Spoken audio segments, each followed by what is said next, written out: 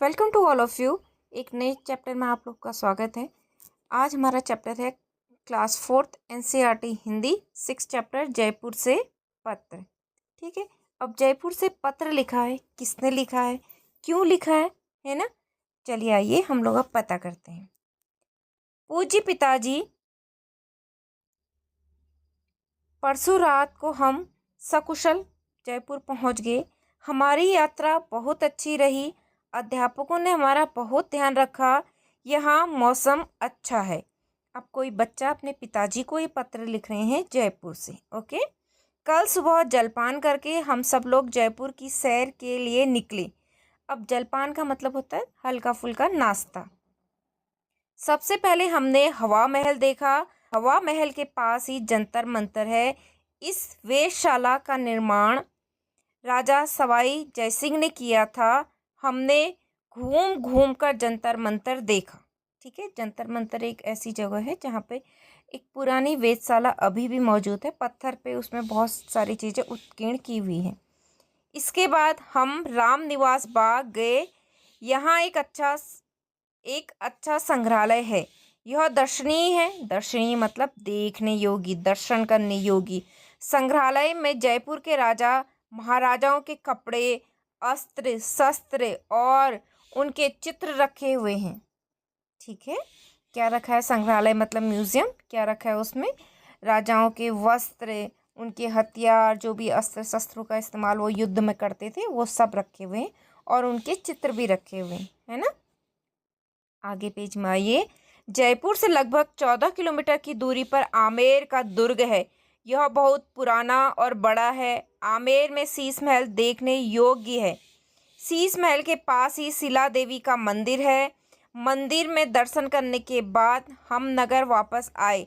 रात को हमने राजस्थान के लोक नृत्य देखे। फिर राजस्थान का विशेष व्यंजन दाल बाटी चूरमा खाया। आज दोपहर पश्चात हम झीलू के नगर गए।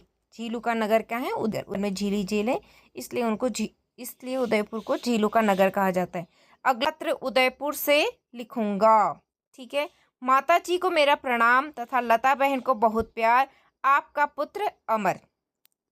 अब ये जो पत्र है ये अमर नाम के बालक ने अपने पिताजी को लिखा है जयपुर से, और वो अपने सहपाठियों के साथ और शिक्षकों के साथ जयपुर घूमने के लिए गए हैं टूर में। ओके, तो ये होता है यहाँ पर चैप्टर कंप्लीट। अब इसका आगे करते हैं पाठ की गतिविधियाँ। देखिए, बातचीत के लिए आपको घूमना कैसा लगता है, अब आप बताइए कैसा लगता है, अच्छा लगता होगा। टू देखिए, अगर आपके पास कोई ऐसा स्थान है, अगर आपके आसपास कोई ऐसा स्थान है जहाँ बाहर से लोग घूमने आते हैं तो उसके विषय में बताइए। अगर आपके घर के आसपास कोई भी ऐसा प्लेस है जहाँ बहुत सारे लोग टूरिस्ट आते हैं घूमने के लिए तो आप बताइए कक्षा में उसको। अगर आपको किसी स्थान पर जाने का अवसर मिले तो आप कहाँ जाना चाहेंगे और क्यों, बताइए। अगर आपको कहीं घूमने जाने का मौका मिले तो आप कहाँ घूमना पसंद करेंगे। फोर्थ, यदि आप या आपके परिवार का कोई सदस्य कहीं पर घूमने गया हो तो उसके विषय में बताइए, या आपकी फैमिली का कोई भी मेंबर कहीं घूमने गया हो तो उसके बारे में, उस जगह के बारे में अगर आपको जानकारी है जहां वो घूमने गए थे तो उसके बारे में आपने बताना है क्लास में। ओके, समझ की बात। नीचे कुछ बहुविकल्पी प्रश्न दिए गए हैं। प्रश्नों के उत्तर में एक से अधिक विकल्प सही हो सकते हैं। सही विकल्प के आगे ऐसे स्माइली का चिन्ह बनाना है। अब देखिए, शीश महल है, कहाँ है शीश महल, आमेर दुर्ग में। ठीक है, ये इसका राइट आंसर है। यहाँ पर आपको बनाना है स्माइली। पत्र जयपुर से लिखा गया, हाँ। यात्रा के बाद लिखा गया, नहीं। पिता को लिखा गया था, यस। अमर ने लिखा था, यस। ओके, थर्ड देखिए, निम्नलिखित में से किसे सैर भ्रमण नहीं कहा जाएगा। ताजमहल देखने के लिए आगरा जाना, बीमारी के उपचार के लिए नगर जाना, पढ़ाई के लिए शिलोंग जाना, भारत दर्शन पर जाना। इसको और इसको नहीं कहा जाएगा कि भ्रमण पर जा रहे हैं, ये दोनों को कहा जाएगा। ओके, अब नेक्स्ट आइए, अपनी बात। अमर के पत्र का एक अंश नीचे दिया गया है, इसे ध्यान से पढ़िए। नीचे दिए गए प्रश्नों के उत्तर अपनी समझ के अनुसार दीजिए। पर अब अमर के पत्र का कुछ भाग यहाँ पर दिया है, मैं पढ़ रही हूँ, आप ध्यान से सुनिएगा। परसों रात को हम सकुशल जयपुर पहुंच गए। हमारी यात्रा बहुत अच्छी रही। अध्यापकों ने हमारा बहुत ध्यान रखा। यहाँ मौसम अच्छा है। यात्रा में ऐसा क्या क्या हुआ होगा कि अमर ने अपने पत्र में लिखा, परसों रात को हम सकुशल जयपुर पहुंच गए। हमारी यात्रा बहुत अच्छी रही। अध्यापकों ने हमारा बहुत ध्यान रखा। यहाँ मौसम अच्छा है तथा मुझे अपने सहपाठियों के साथ घूमना बहुत अच्छा लग रहा है। ये भी लिखा होगा, है ना।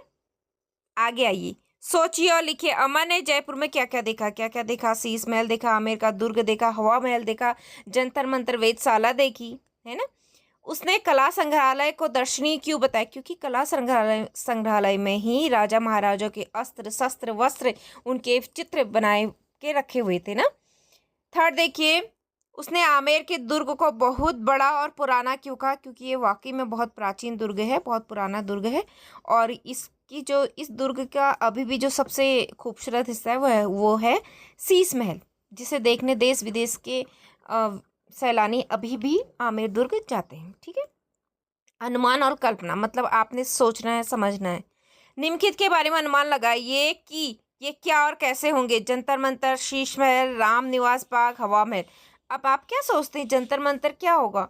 क्या हो सकता है वो? कोई माला हो सकती है क्या? अब खो देखिए, राम निवास बाग में क्या राम निवास करते होंगे? सोचो। शीश महल कैसा होगा? क्या सर में रखा होगा उसको? ये आपने सोचना है। हवा महल, क्या हवा में लटका होगा हवा महल? ये आपने सोचना है। क्या सोचते हो आप इसके बारे में? ठीक है। 2 देखिए, अनुमान लगाकर बताइए कि उदयपुर को झीलों का नगर क्यों कहा जाता है? क्योंकि यहाँ पे बहुत सारी झीलें हैं। ओके। खान पान, अमर ने जयपुर में दाल बाटी चूरमा खाया। आइए इस व्यंजन के बारे में जानते हैं। दाल बाटी चूरमा एक पारंपरिक राजस्थानी व्यंजन है। इसमें 3 प्रमुख व्यंजन होते हैं। दाल, यह अरहर, मूंग, चने, मसूर की दाल से बनती है। इसे कई मसालों के साथ पकाया जाता है जिससे इसका स्वाद बढ़ जाता है। हरा धनिया इसके स्वाद को और भी बढ़ा देता है। बाटी, अब देखिए बाटी क्या है। यह गेहूं के आटे की बनी गोल लोइयां होती हैं जिन्हें उपले या लकड़ियों की आग में सेका जाता है। उपले मतलब जो गोबर से बनाए जाते हैं उसको कहते हैं उपले। फिर तैयार गरम बाटियों को घी में डुबाया जाता है। इसके बाद इसे खाने के लिए परोसा जाता है। ये बाटियां बाहर से कुरकुरी और अंदर से मुलायम होती हैं। अब चूरमा क्या है?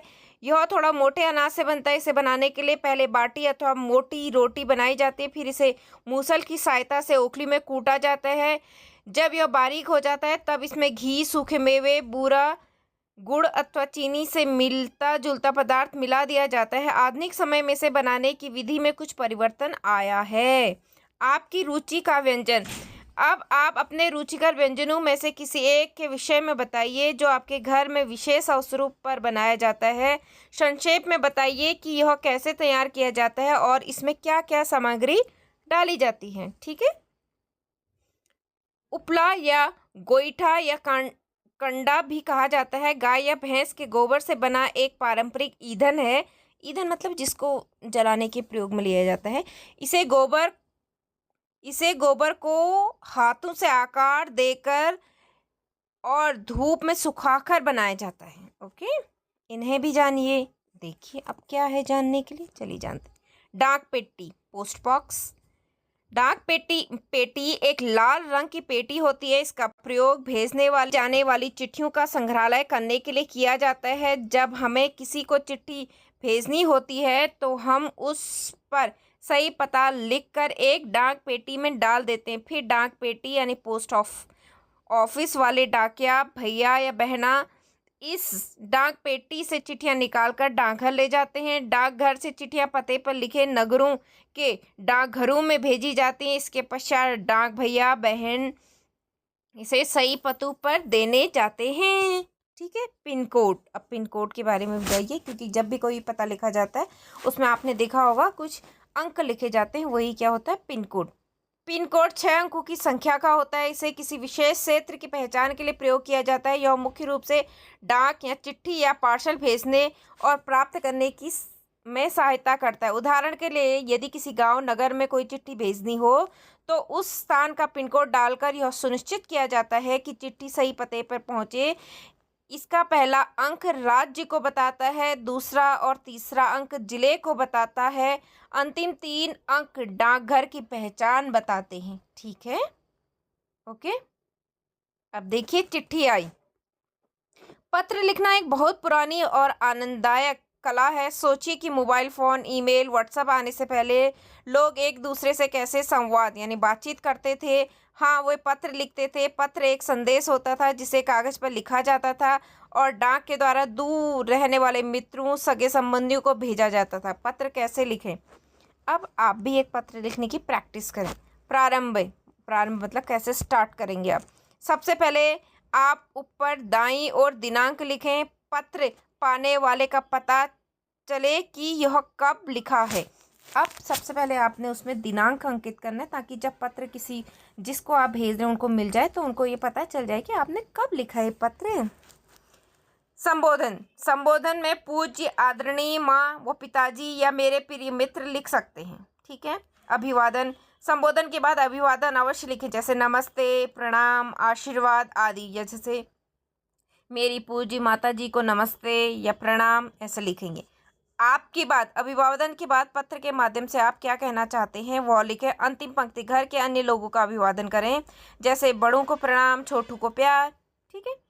समापन। अंत में आप, आपका, आपकी, प्यारा बेटा, प्यारी बेटी या आपका प्रिय मित्र या फिर अपना नाम लिखें। पत्र लिखते समय आपको अपनी भावनाओं को कागज पर उतारने का अवसर मिलता है। जब दूसरे व्यक्ति से पढ़ता है तो उसे ऐसा लगता है कि आप उसके पास ही बैठे हैं और उससे बात कर रहे हैं। और हाँ, पत्र को लिफाफे में डालना ना भूलें। लिफाफा पर एक डाक टिकट भी चिपकाएं और साफ अक्षरों में जिसे पत्र भेज रहे हों उसका पूरा पता पिन कोड सहित लिखें। आजकल ऐसे पत्र कम लिखे जाते हैं, फिर भी वो बहुत विशेष होते हैं।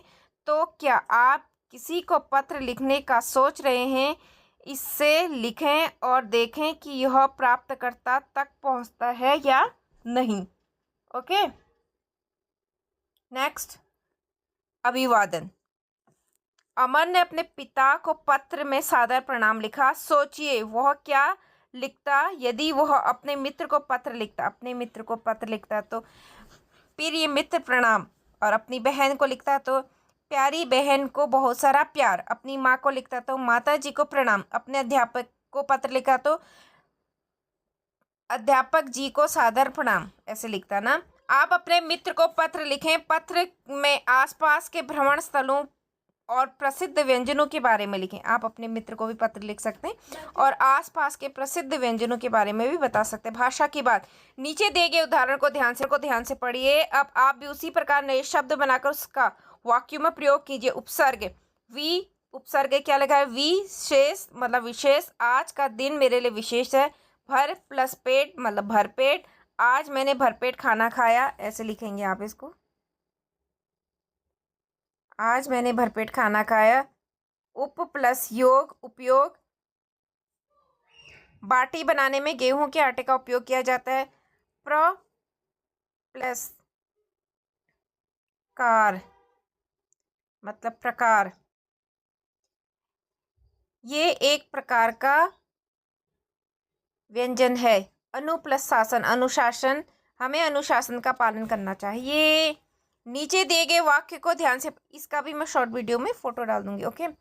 नीचे दिए गए वाक्य को ध्यान से पढ़िए। हमने जंतर मंतर देखा, अब इन्हें आगे बढ़ाइए। हमने महल देखा, हमने कूद कूद कर तैराकी की, हमने उछल उछल कर डांस किया, हमने खूब सैर की। ठीक है, ये वाक्य को आपने कंप्लीट करना है यहाँ पर। ओके। अब देखिए तालिका को ध्यान से पढ़कर उपयुक्त वाक्य लिखिए। जो कार्य बीते समय में पूरे हो गए हों। हमारी यात्रा बहुत अच्छी थी, है ना। तो वो क्या है? पास्ट में चले, मतलब उसको भूतकाल कहते हैं ना। जो कार्य अभी हो रहा हो मतलब वो क्या है? प्रेजेंट है, वो वर्तमान काल है। जो कार्य आगे होने वाला हो वो क्या है? भविष्य काल है। ठीक है, उसके उदाहरण भी दिए हैं। देखो, भूतकाल का उदाहरण है हमारी यात्रा बहुत अच्छी थी। अब वर्तमान काल का उदाहरण है मैं गीत गा रही हूँ या गा रहा हूँ। और भविष्य काल का उदाहरण है हम सब परिवार कल घूमने जाएंगे। ठीक है, नेक्स्ट पेज में आइए। पत्र में आए शब्दों को वर्ग पहेली से खोज कर लिखिए। उदयपुर, बाटी, हवा महल, जयसिंह, जंतर मंतर, राजा और है आमेर। ठीक है। दाल,